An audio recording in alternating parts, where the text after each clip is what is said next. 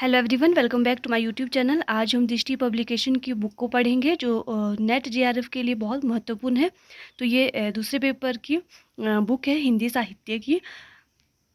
अगर आपको मेरी वीडियो अच्छी लगे, वीडियो को लाइक करें, चैनल को सब्सक्राइब करें। तो आज हम पढ़ेंगे यूनिट 6। यूनिट 6 में लगा है हिंदी उपन्यास। सबसे पहले है देवरानी जेठानी की कहानी। पंडित गौरीदत्त शर्मा की ये उपन्यास है।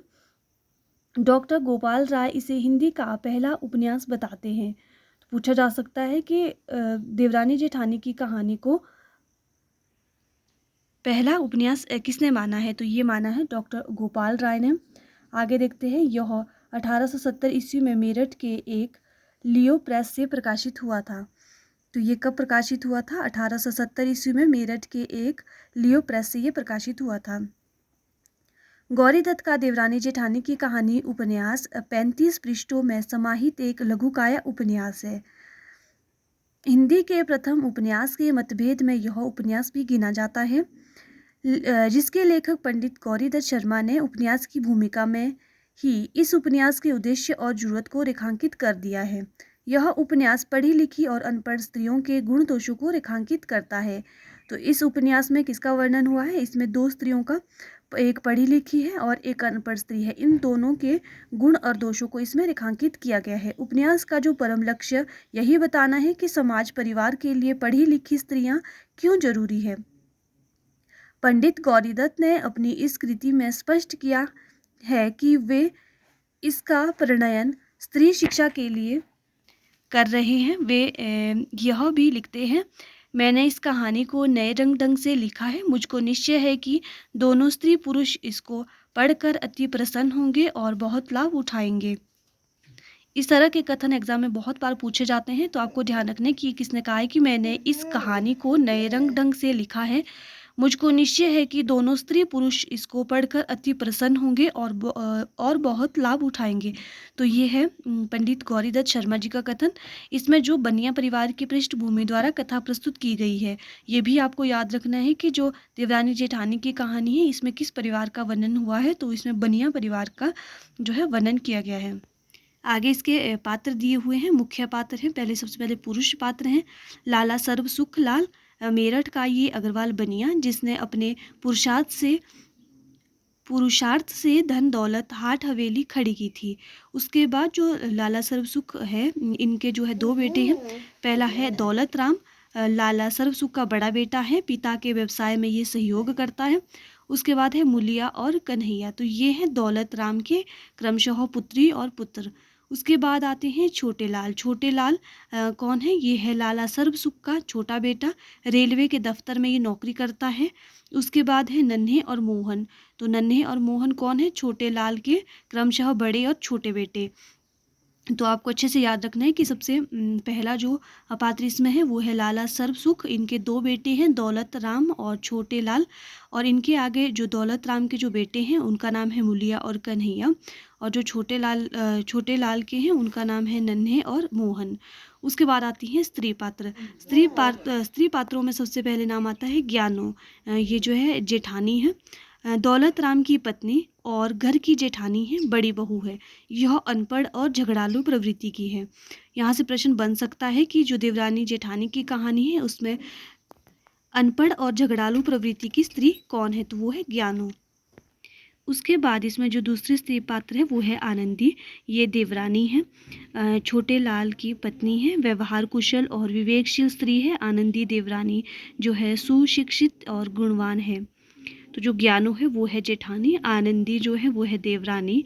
जो ज्ञानो है ये अनपढ़ स्त्री है और जो आनंदी है ये सुशिक्षित और गुणवान है। उसके बाद आता है पार्वती। पार्वती जो है सर्व सुख की बड़ी बेटी है, इसकी शादी दिल्ली में हुई है। उसके बाद आता है सुखदेई। सुखदेई है सर्व सुख की छोटी बेटी। तो बड़ी बेटी कौन सी है? वो है पार्वती और छोटी है सुखदेई। ये किसकी लड़कियां हैं? तो ये है सर्वसुख की। सर्वसुख कौन है? इसका जो पुरुष मुख्य पात्र हैं उनकी ये दो बेटियां हैं और दो इनके बेटे हैं। उसके बाद इसमें कुछ गौण पात्र दिए हुए हैं। शिवदयाल, वंशीधर कवाड़ी, ज्ञानचंद डूंगर और तहसीलदार राम प्रसाद, गंगाराम, भगवान देई, दिल्ला पांडेय और मिसरानी मुंशी टिकट नारायण, हर सहाय काबली, लाला दीनदयाल और कृपी बाल, ये विधवा है। उसके बाद है लाला बुलाकी दास, ये जो है मदरसे में नौकर हैं। और फिर है झल्ला मल। और उसके बाद यहाँ पर इसका कथासार दिया गया है बहुत ही कम शब्दों में। इसमें कोई दो राय नहीं है कि इस उपन्यास के केंद्र में नारी को आधार बनाकर पढ़े लिखे और अनपढ़ के बीच का अंतर स्पष्ट किया गया है। लाला सर्वसुख के बड़े बेटे दौलत राम की पत्नी, ये बड़ी बहू है ज्ञानो, और छोटे बेटे छोटे लाल की पत्नी आनंदी है। ज्ञानो अर्थात जेठानी बेपढ़ी स्त्री है, वह तनिक भी व्यवहार कुशल नहीं है। सास ससुर देवरानी, छोटी बहू सबसे उसकी खटपट लगी रहती है। छोटी बहू अर्थात देवरानी पढ़ी लिखी और समझदार है, उसकी जो व्यवहार कुशलता से लाला सर्वसुख और उसकी पत्नी सहित पूरा परिवार संतुष्ट रहता है। देवरानी जेठानी उपन्यास अनेक सामाजिक कुरीतियों, बायाडंबरों, धार्मिक अंधविश्वास आदि पर करारी चोट करता है। आभूषण प्रियता, विवाह में फिजूल खर्ची और झाड़ फूक आदि की चर्चा हुई है। अलगोजे की समस्या भी इस उपन्यास में चित्रित हुई है। परिवार में वृद्ध की स्थिति क्या हो जाती है, उपन्यास इस पर भी हल्की सी रोशनी डालता है। हिंदी के इस प्रथम माने जाने वाले उपन्यास की खास बात यह है कि इसमें लोक जीवन के चटक रंगों का सुंदर प्रयोग हुआ है। उपन्यास का अंत बंटवारे से होता है, जहां बड़े बेटे दौलत राम के हिस्से में दुकान, जबकि छोटे बेटे छोटे लाल के हिस्से में मकान आता है। दौलत राम मकान में भी आधा हिस्सा ले लेता है। मकान से जाते वक्त बड़ी बहू जो है खिड़कियों के दरवाजे और चौखट भी ले जाती है। तो इस तरह से जो इसका कथा सार है देवरानी जेठानी की कहानी का। तो इसमें जो दो स्त्रियों का वर्णन है, एक है जो पढ़ी लिखी नहीं है और एक है जो पढ़ी लिखी है।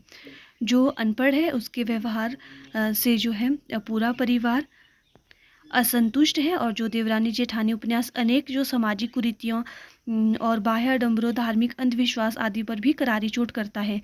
इसमें जो आभूषण प्रियता भी बताई गई है, विवाह में जो फिजूल खर्ची होती है, झाड़ फूक होती है, इन सब की इसमें चर्चा की हुई है। और जो उपन्यास का अंत होता है वो बंटवारे से होता है। जो दौलत राम है उसके हिस्से में जो दुकान आती है, और जो छोटा बेटा है छोटे लाल, इनके हिस्से में मकान आता है। तो जो दौलत राम है मकान में भी आधा हिस्सा ले लेता है, और मकान से जाते वक्त जो बड़ी बहू है ज्ञानो, वो उस घर की जो खिड़कियों के दरवाजे और चौखट भी साथ ले जाती है। तो इस तरह से जो ये उपन्यास ख़त्म हो जाता है। इस पे आगे इसमें यहाँ पर विशेष दिया हुआ है।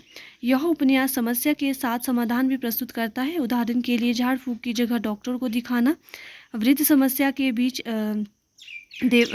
देवरानी द्वारा सेना का आदर्श प्रस्तुत करना, आनंदी के पिता द्वारा कहलवाया गया है। ज्ञानवान लड़कियां घबराती नहीं हैं, सब काम किए जाती हैं। पुनर्विवाह का समर्थन किया गया है। लोक मुहावरों का इसमें यथास्थान उचित प्रयोग है।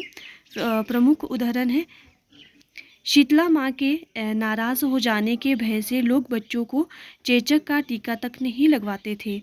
मेरठ में सर्वसुख नामक एक अग्रवाल बनिया था। तो ये था देवरानी जेठानी की कहानी उपन्यास। अगर आपको मेरी वीडियो अच्छी लगे, वीडियो को लाइक करें, चैनल को सब्सक्राइब करें।